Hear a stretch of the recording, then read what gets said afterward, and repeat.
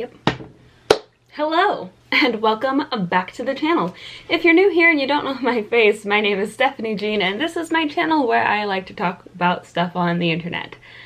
Today's video is a group chat video. What does that mean, Stephanie? Well, these are things that if I had a group chat with my friends or younger self, that I would probably talk about. And the topic today is expecting too much of yourself or having too high of expectations for yourself, which I am the queen of doing. You can check out exactly what I mean if you look at any of my like goals videos or like things that I want to accomplish in a certain amount of time. I am great at making goals. I suck at meeting my goals, and I'm very happy to know that I'm not the only one in the world who does this, because I honestly felt like I was for a while. On YouTube, I have been seeing a lot of other people making videos about how they're just not making goals anymore this year, because this year is just like, you set resolutions in January, that's cute, just like what was gonna happen. But I am the kind of person who takes that and goes, okay, well, let me set a whole bunch of new goals. We're in quarantine, great. I'm gonna write 3 books, edit one of the books, set it out for peer review, and then I'm also going to make videos every single day, and I'm also going to do yoga every single day, and I'm also going to read every day, also going to spend time with my husband, also going to make sure my house is always clean, also going to, you get the point. And that's not just not realistic. I mean, it might be for some people, and that's totally great. I highly envy you. But for me, that's not accurate to my capabilities. And I think I've become more accepting of myself and my limitations, and learning to recognize my limitations and work within them instead of pretending they don't exist. The limit does not exist. So why do I set so many goals? Well, part of it is, I think, a social construct. Growing up with a lot of external pressures from school, from parents, like everything was always a competition, that can really mess you up, man. I don't know if this is true for everybody or if it's just because of me and because I do have both anxiety and depression. Anxiety for me is not doing enough, so feeling like I always need to do more, and then the depression combats that with, well, why even bother if I'm not going to be able to do it all anyway. So that's what it's like in my brain. Another reason why I probably expect too much out of myself is because I think most people, we're very product driven. We're very driven by the idea of a finished product and what the end result looks like. Having a product versus process mentality.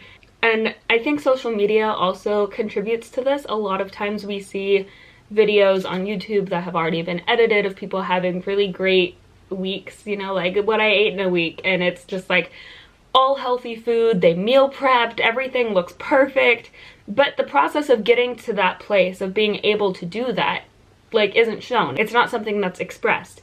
So when we're having this discussion on why we expect so much of ourselves, or why I expect so much of myself, part of it is because, you know, I watch these videos of people who are becoming like absolute yogis, and I'm like, why aren't I doing that?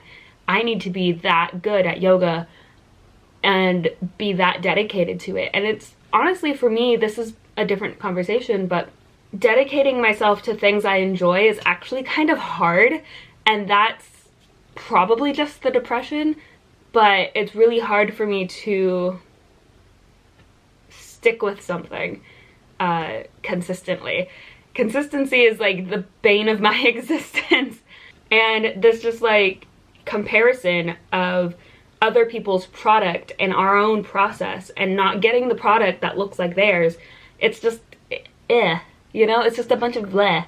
And another reason why I personally put such high expectations on myself is because the way I was raised was that my value comes from what I can do for others, or from what I bring to the table. So if I'm not bringing enough to the table, I feel worthless. And that's even something that has kind of affected my marriage at points, where You know, Jacob is the breadwinner of the family. Like, we rely on his paycheck, not mine. Mine is just supplementary.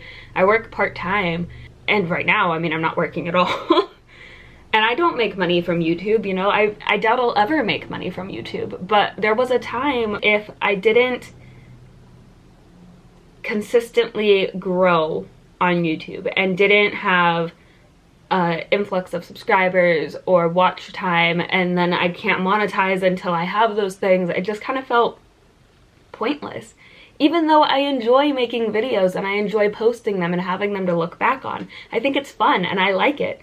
It was hard last year to be posting every day and not seeing any change on my channel and not seeing anything get better. And I know that my videos weren't great, and I'm still learning how to make videos. My videos still could use some work. I don't know how to do like music in the background. I'm learning still, but that's the thing. I've gone from focusing so much on the product and the end result to the process, and I'm enjoying this process now. So that is gonna be a nice little segue into how can I combat this feeling of expecting too much of myself, feeling like I'll never reach my own expectations. And that would be the first one, is to focus on the process and forgive yourself before you start.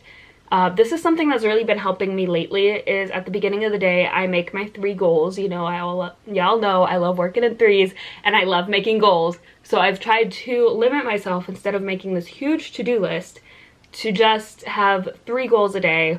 My goals for today are to upload this video that I'm currently filming. I need to go to the bank. And I want to either read or write today. That's it. Those are my 3 goals. But I've already forgiven myself for not reaching those goals. Now, that's not excusing myself. Like, that's not saying don't try. Like, I'm still gonna try and do it. But if something happens where I'm not able to do 1 of them or 2 of them or even all 3 of them, if I just absolutely tank in my mental health and all I can do is just, you know, not die, then I've already forgiven myself for that. At the end of the day, something also to combat this feeling of, oh, I don't have enough that I've accomplished today, I suck. Something I've been doing to combat that is to give credit to myself of what I did do that day. Even though it doesn't feel like it sometimes, or if I didn't meet the specific goals that I had set, I did do things that day, you know? So I'll sit down with my bullet journal and I'll just like list out all the things I did, and that'll make me feel better about not doing the extra stuff that I wanted to do. And it will be like the most minute things. Like, I got dressed, I did my makeup, I walked the dog, I fed the cat, I fed the gecko, I fed the fish. I took out the trash, I got the mail. Anything that I did that day, I will write it down, and then I'll look at it and be like, look, I did do things today. It's not like I just didn't exist. It's not like this day has to be a total loss because I didn't write my novel today. Like, that's not how I need to live my life. So giving credit to myself for the things I did do, rather than harping on myself about the things I didn't do.